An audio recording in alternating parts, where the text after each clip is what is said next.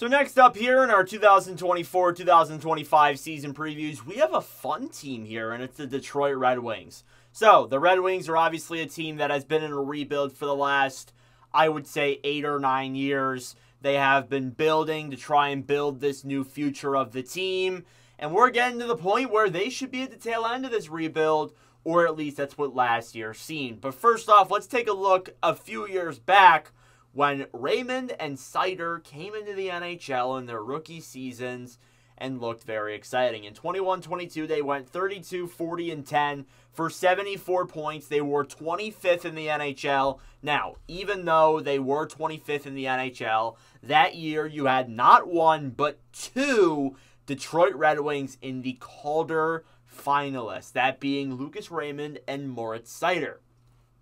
Two cornerstones for this franchise in the next 10 or 15 years down the road. These guys will be here for a very long time, without a doubt.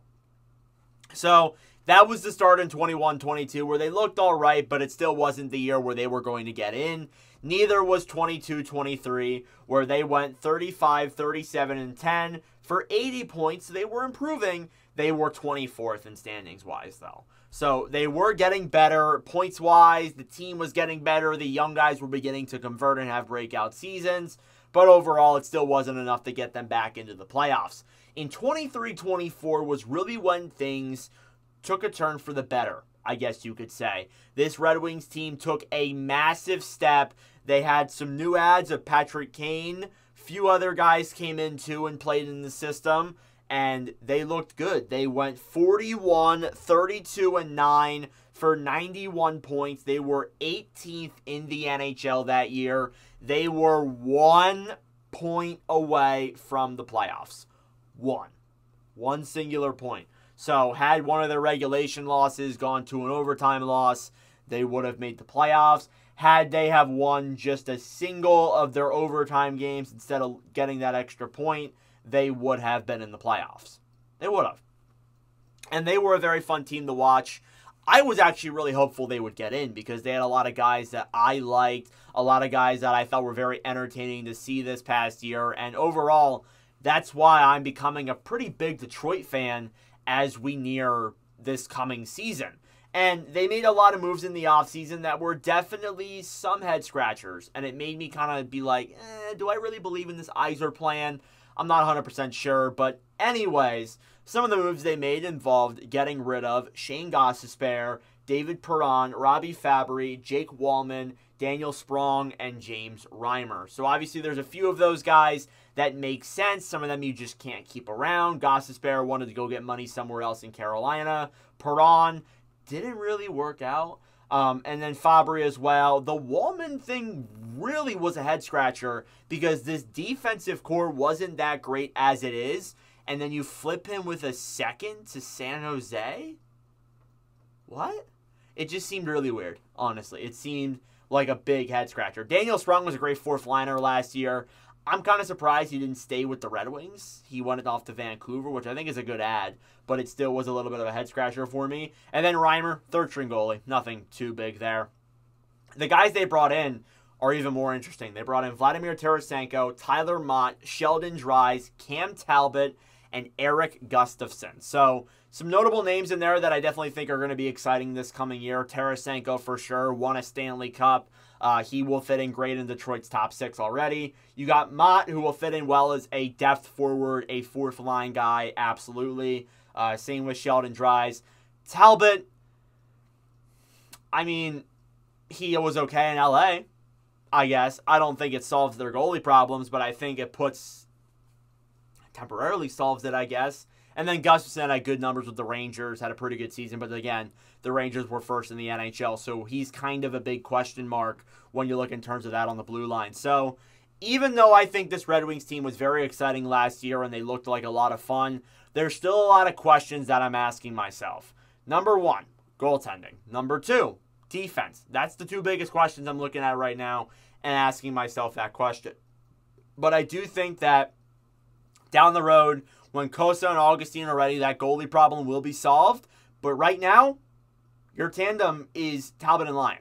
So we'll get into that in a little bit. But regardless, let's start off with the forward core, per the Hockey News' projected lines. So top 6, you got Lucas Raymond, Dylan Larkin, Alex DeBrincat. Then you got Tarasenko, Compher, and Kane. So a little bit of an asterisk. Raymond and Seider are not signed. They are not signed yet. They are still being negotiated with contracts. Right now, when this video will be posted, it will be August 30th when you see this. I am recording this on August 28th, so chances are, by that Friday, Seider and Raymond could be signed, or one of them could be, or none of them could be. But I'm just saying that this video is a little bit outdated, is pre-recorded, so chances are they could have signed before then, but there will be a video up on the channel if they do. But anyways, again, so looking at that top 6, it's a great top 6. You have a good first line there, Raymond, Larkin, DeBrincat. That line's going to score. That line's going to be versatile. That line's going to be a lot of fun to watch. Tarasenko on that second line, I think is a great ad. I think it helps out Compher in the middle, and you obviously have Kane on the right side too, so it makes things like a good second line there with Detroit. So their top 6 is solid. Their bottom 6 is where there is a little bit of questions. You have Michael Rasmussen, Andrew Kopp, Christian Fischer, Tyler Mott, Joe Boleno, and Jonathan Berggren. And then for some extra guys, you have Sheldon Dries, Joe Snively, and Carter Mazur. So again, there are a few guys that I don't have listed who could make this team out of camp, that being Danielson, Kasper, Mazur's one of them, and there's probably someone else that I'm not thinking about right now. But those are the 3 guys who could make it out of camp. But at least as of right now, that's your bottom 6. They want Veleno to have a big role. They said that in press conferences. They want Berggren to take that step, and bringing in Mott on that 4th line makes that a pretty solid 4th line overall. The 3rd line's pretty solid too. I don't hate the bottom 6. I do think that it can definitely be better, but I overall don't hate it. Do I think it's better than some of the other bottom 6s in the league? Well, you'd have to compare them one-on-one with like Buffalo and Ottawa, because that's obviously, those are the other 2 teams that are kind of in this rebuild right now. We already talked about Buffalo a couple days ago. But anyhow, their forward core, not too bad. I think there are a few flaws, but you can fix them easily. You got some guys who can come up and play, but we shall see. Their defensive core is where everybody looks at it and has doubts. And I can't help but look at it and have doubts too. First pairing, Ben Sherrod and Mo Seider. Second pairing, Simone Edvinsson and Jeff Petrie. Third pairing, Olli Maatta and Eric Gustafsson. Then you have Justin Hull as your extra. First off, Justin Hull gets paid a substantial amount of money. Nothing major, but still a good amount of money. And he's your 7th defenseman. Your 7th defenseman. Why haven't you bought the guy out? That's just such a big head scratcher for me. But I don't.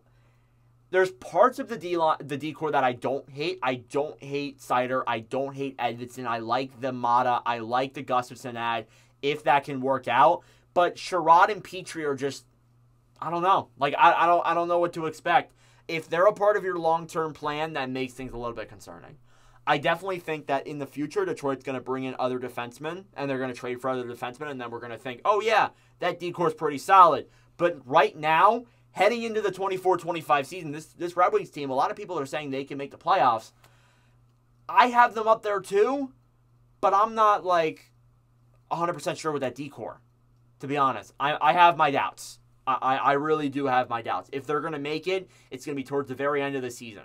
I'm just being honest. I don't know if this team is ready yet, even though last year they came within 1 point.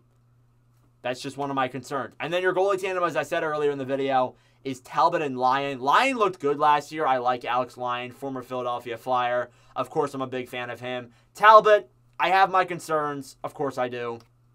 But I do think that he is a decent goaltender, but he's old. You don't know when a goalie's going to fall off. He had solid numbers with LA, but then again, LA plays such a defensive system that you don't really know what you're going to get half the time. And I would say, even though LA's defense isn't as particularly good as some of the other defenses in the league, people are going to come at me now, but Detroit, they definitely have a worse D-core than at LA. So I don't know what to think. I think that they tried to fix some stuff, but at least as of right now, like Kosa or Augustine aren't ready just yet. Could they play games this year? I think Kosa could. I'm not ruling it out. Kosa very well could play games this year. It's been 3 years removed since he was drafted. He could play some games this year and start making the cusp to the NHL. But as of right now, we're not 100% sure. So, again, that's some questions that I do have.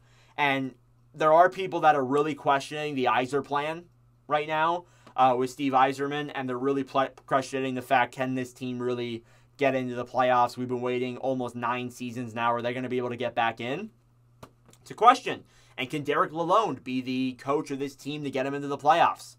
That's another question. So you take a look at the Hockey News' fantasy yearbook for the 24-25 season. They have the Red Wings at 6th in the Atlantic, so they're actually lower on them than I am. They have their cup odds at 50-1, so it makes some sense. Your biggest X factor for this team. Asking for more from players in their 30s such as Kane and Tarasenko could prove fully. The real X factor could be Raymond. He took a huge step forward in production last season, his 3rd in the NHL. The 2020 first-rounder scored 14 goals in Detroit's final 18 games. So Raymond had a great second half of the season last year. He had a great season overall last year, but can they convert that to this year? And obviously, can he get signed? That's your other question. And that is something that I thought about too. Can Kane and Tarasenko compete at the level that they've been able to earlier in their careers at their age? That is something that I do wonder. I don't know. I have no idea. We'll see what happens with Detroit. They are going to be fun this year. They're going to be fun to watch. They're going to be in it for sure. They unless if there is a massive step back, they're going to be around the same. But regardless, let me know your thoughts in the comment section down below. Thank you all for watching. If you enjoyed, make sure to like, subscribe down below. I greatly appreciate it. We're just going to keep doing these.